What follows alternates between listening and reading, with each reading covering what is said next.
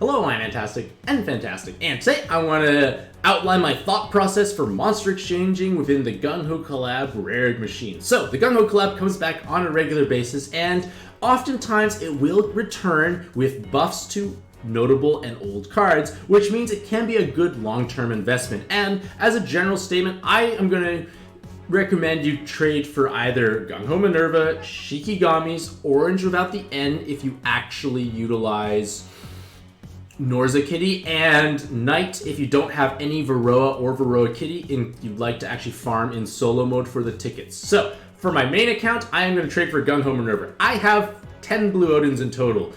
I'm going to use half of them right now, and I'm perfectly okay with that. Whenever you want to monster exchange, I highly recommend you keep at least 2 of any given card, because you never know when split evolutions are going to happen for Godfest exclusives, when you're going to want to have multiple different and powerful forms. So, I don't have Gung-Ho Minerva on this account. It's a powerful looping active skill, because on a 3-turn cooldown, you gain an attack buff and an RCV buff that lasts for 3 turns. And she now has a Super Awakening that gives the 4 attribute. So she is able to deal meaningful amounts of damage. She has an incredibly strong active skill. She can take big latents to do more meaningful damage because her personal damage is high. And the fact that it's a 3-turn cooldown means she's able to inherit something over top and give you immediate value upon entering the dungeon, whether it's like shields, haste, absorption cancellations, bind, awoken, bind, clear. Whatever you can think of you might need, Minerva can most likely provide it. So she is a wonderful investment for your rainbow-based teams, and I am going to put my money, my stones, my Odins were my... I don't even know how that expression goes anymore. But I now have Gung-Ho Minerva, ladies and gentlemen. So, I'm going to make sure I favored her, and then I'm just going to talk about the other cards that you could be possibly exchanging for, I feel. So, Knight in his dark form has the his light form, has the bonus egg drop rate. And in this point in time of the game, there are only 3 cards that have this type of leader skill. Godfest exclusive Varroa, then Knight, and then Varroa Kitty. With Varroa Kitty being the best, Knight being the second best. So, if you don't have any of these cards and you actually play in solo mode and want to farm the intermediate difficulty dungeons for like tickets, because you can button them or swipe through them, Knight is going to be an incredible addition to your monster box, because you can play incredibly fast with minimal effort, minimal thinking, and you get lucrative rewards over time. You could probably like button or swipe through easy stuff while watching TV or something along those lines. So it can be a worthwhile investment for that reason. Shikigami is able to... I traded for 2 a while ago, and then I rolled 2 more, so it's kind of like... But either way, why is Shikigami great? Because with that 10 combo Super Awakening and immense personal damage when below 50% health and some killers, they are able to be a great damage stick, and their sub-attribute can deal meaningful amounts of damage, but it's their active skill on a 2-turn cooldown that gives you an HP cut to 1, which in turn triggers all of these awakenings.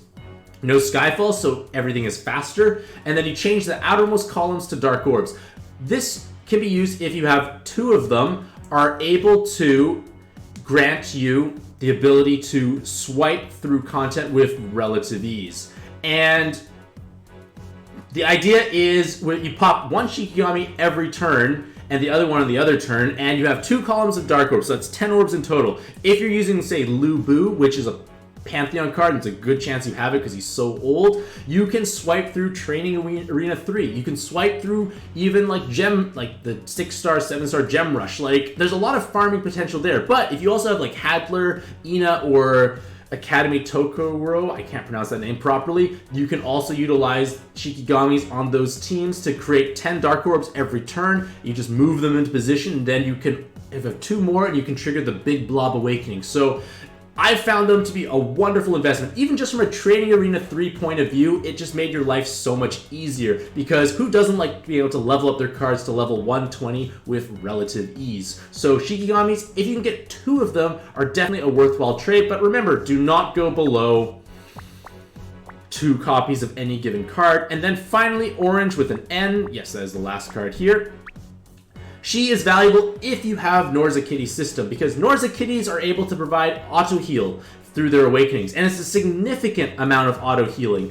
And the idea is if you have, say, 4 Norza Kitties across your team, you're healing for a tremendously large amount of health every turn. Your health pool is quite small because you have a huge amount of damage reduction through your shield. And the reason why Orange without the N is so valuable is because she gives you a bit of bulk, she has a 10 combo Super Awakening, so she can do respectable damage, but it's her active skill that gives a mini micro 5% gravity, but it gives you a cross of water orbs, which I guess is cool, so on that individual turn you do more damage, but then you gain 2 times personal damage for herself, which is basically like an extra 7 combo, and then 2 times damage for all water cards, so the whole team, and then you heal 25% of your maximum health every turn, and this is a 6-turn cooldown, and all of these effects last for 6 turns, so you have a looping attack buff, a looping personal buff, and a looping auto heal. This 25% auto heal in conjunction with your Norza Kitties can let you basically sustain and tank through content that you may not have been able to do so before.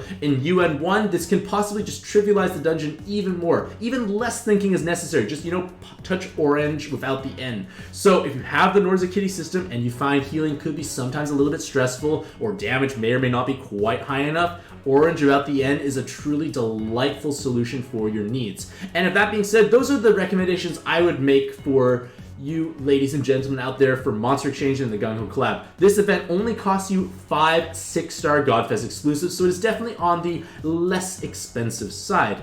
But if that being said, let me know what you, ladies and gentlemen, think about these types of videos in the comment section down below. Do you think it's actually helpful to find out what is worth trading in? Because feedback does help me create more content. But at the same time, if you did Monster Exchange for any of these cards, let us know in the comments down below because it can help other people who are possibly on the fence of whether or not they should exchange, hearing your rationale and why you exchange for them.